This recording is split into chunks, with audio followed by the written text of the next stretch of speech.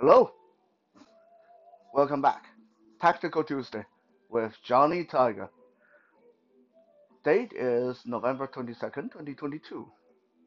As you can hear, that my voice is still very deep, very martial art like, and that means I am still sick. Which is why today I'm going to dial it down slightly and do something a little bit less lively. However, it will still be hopefully, very interesting, very educational. And for some people, this will be a little bit scary, okay?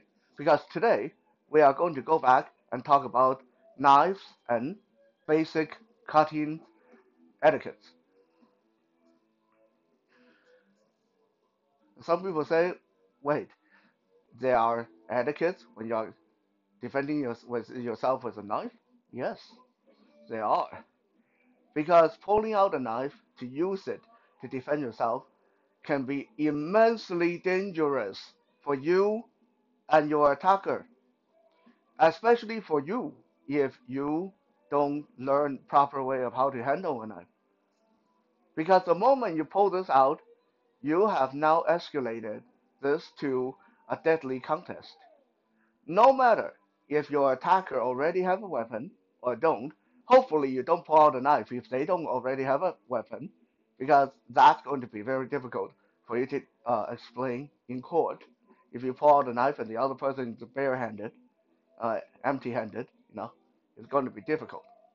But regardless, the moment you introduce this knife into the conflict, this is now a deadly conflict, which means the other person, if they take your knife away from you and use it on you, they might actually get away with it in court, even though they broke into your house first. I don't know about other countries, but this is a really lousy part of Canadian law. That if someone break into my house and I pull out a knife to defend myself, and that person take my knife away and kill me with that knife, they can actually claim self-defense in court because I threatened them with a knife, even though they were in my house in the first place. What kind of lousy law is that? But anyway, I can't change that. I can only warn you guys about that. But before we go into cutting uh, techniques and do's and don'ts and the proper etiquette, let me backtrack a little bit because I know I spoke to you guys before that if you want to use a knife, a stab is much better than a cut. For the non-initiated, what is the difference? Well, a stab is very simple. Pointy end going to the target, and then you take the knife back out. A cut can be dragging the blade across the person's arm, leg, body, swinging the knife so it hits the person.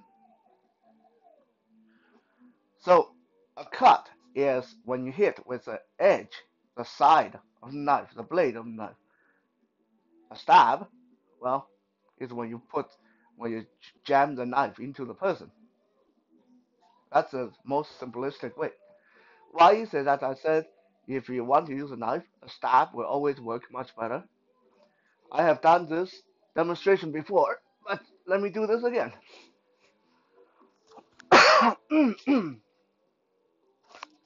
Do not emulate this at home, okay? In my right hand, this is my Smith & Wesson boot dagger, very sharp, double-edged, and I got this plastic cardboard tube in my left hand, okay? If I'm cutting at it,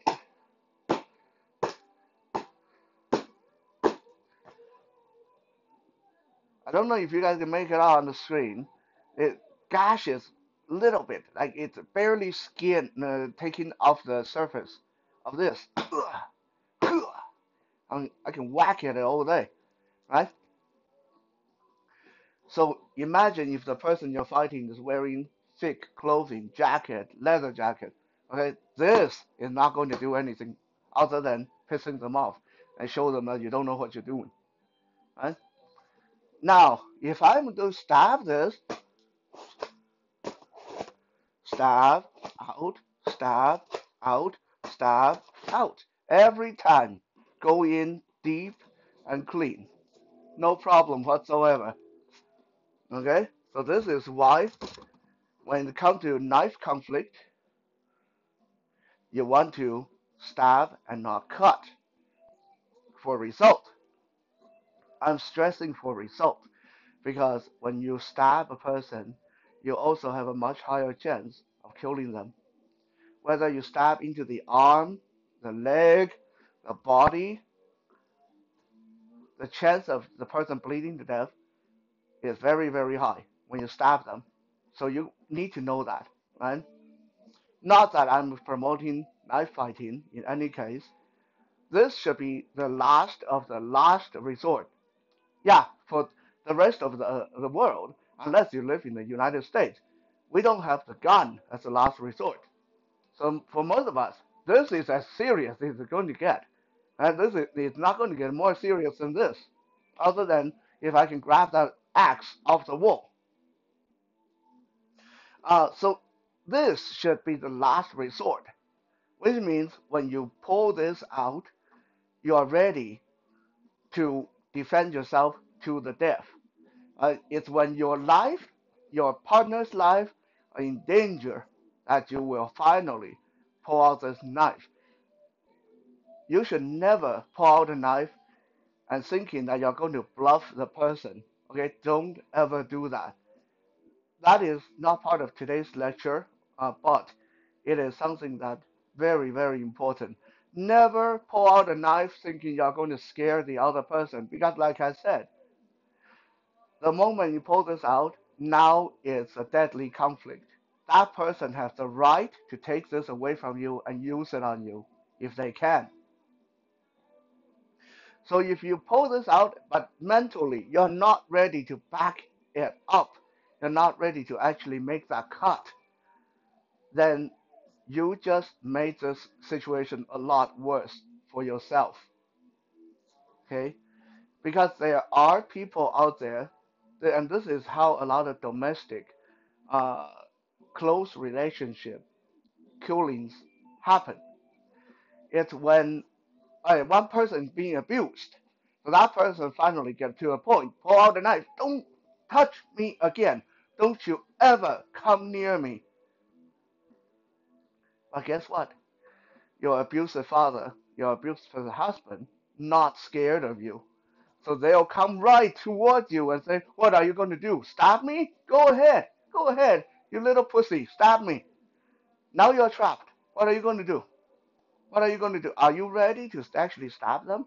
Because if you are not, then what's going to happen next is either they'll slap this knife out of your hand and beat the crap out of you, or they'll take this knife away and actually use it on you. Okay?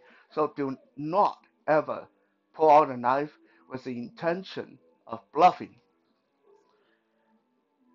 You need to be ready to make that cut to defend yourself. I'm not saying that you should kill the person because there are a lot of ways to not kill the person. This is why we're talking about this today. Like I said, stabbing will kill the person, but cutting, especially if you know proper cutting etiquette, you can actually cut the person quite a few times without killing them. And most likely, as soon as they see that they are bleeding, they will go away. They will not want to continue this.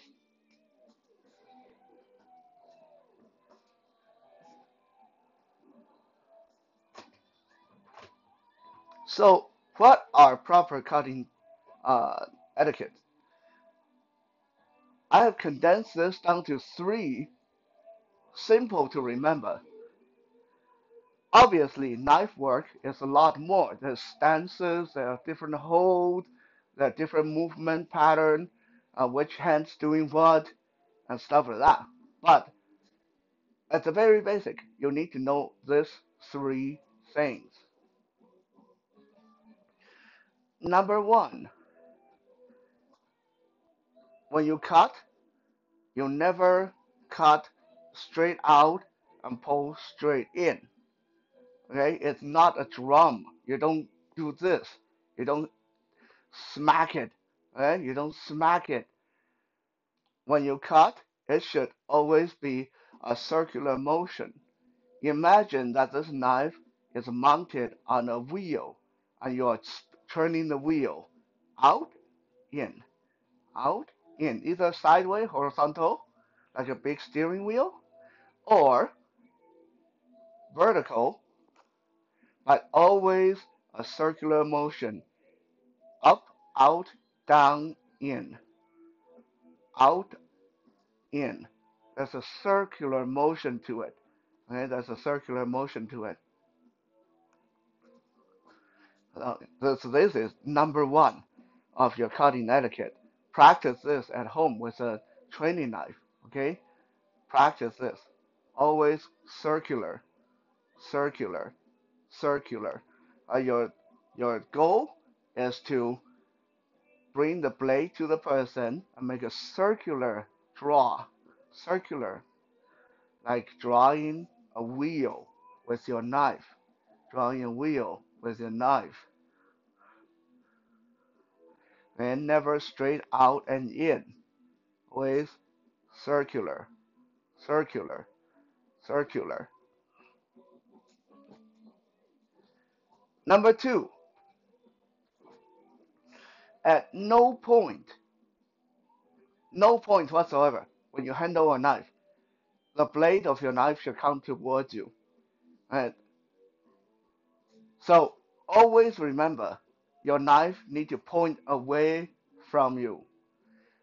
A lot of people that come to learn Krav Maga, and you put a knife in their hand, and they think it's really cool, and they do the movie thing, lift it high over their head, commando style, and then they spring that knife down.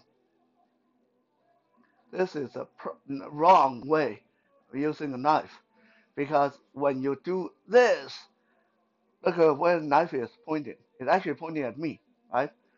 If there's a person here, yeah, okay, cool. But if I miss my target, this knife is going to continue to travel into my own leg. Okay? Same thing with a lot of people that handle a knife and they go, they move the knife uh, like they're some master knife fighter like this.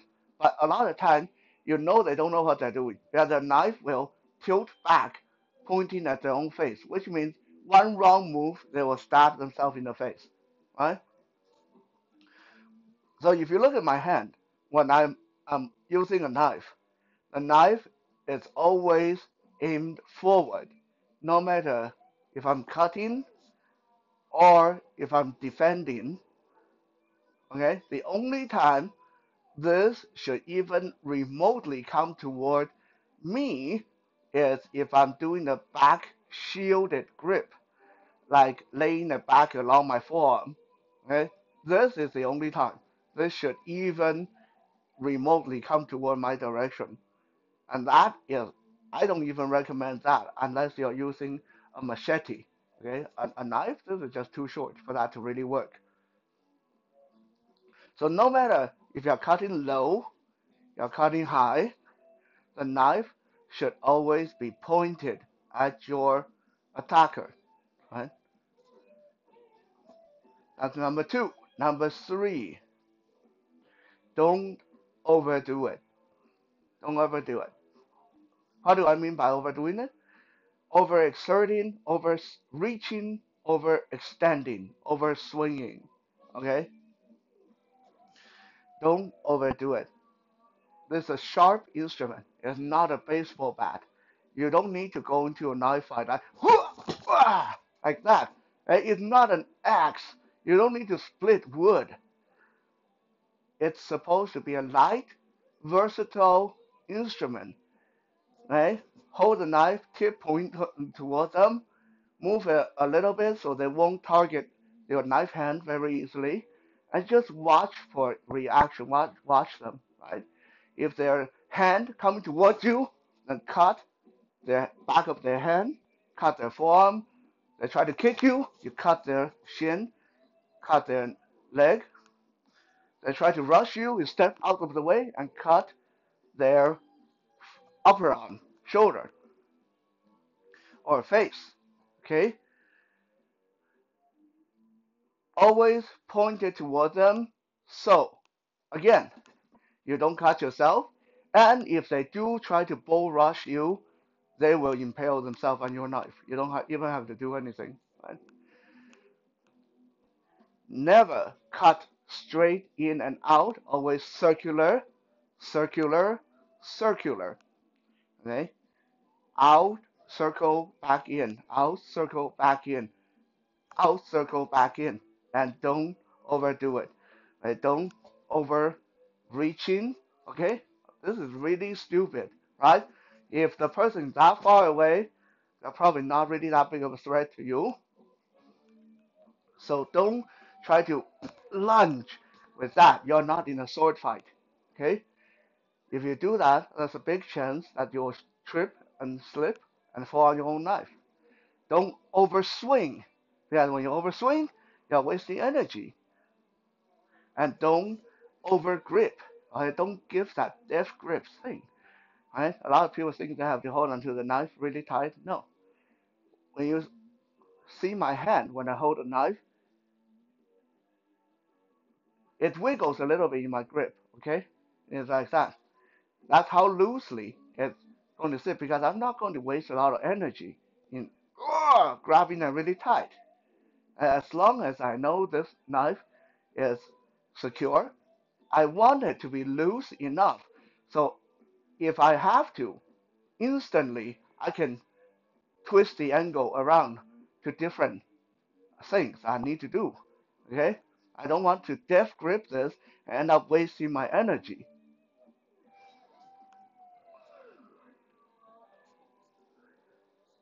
Last little bonus, not cutting related, but when you're putting away your knife, don't try to be cool.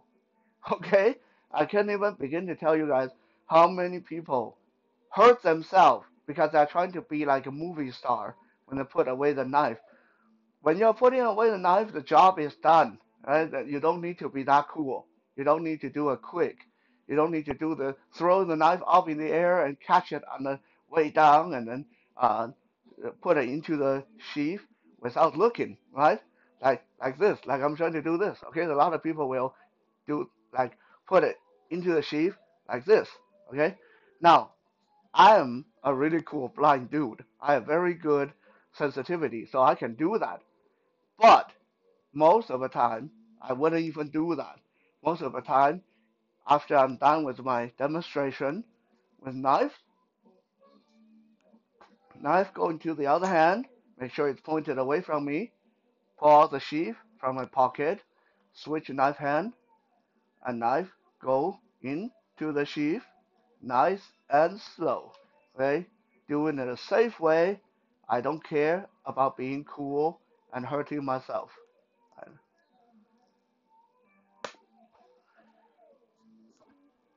Knife work is a lot of fun. It is also immensely scary when you think about the implication, but it is even more scary when you think about what can happen if you don't know how to use one. Thank you for checking out today's episode. I'll be back again tomorrow for some Wisdom Wednesday. For now, stay safe.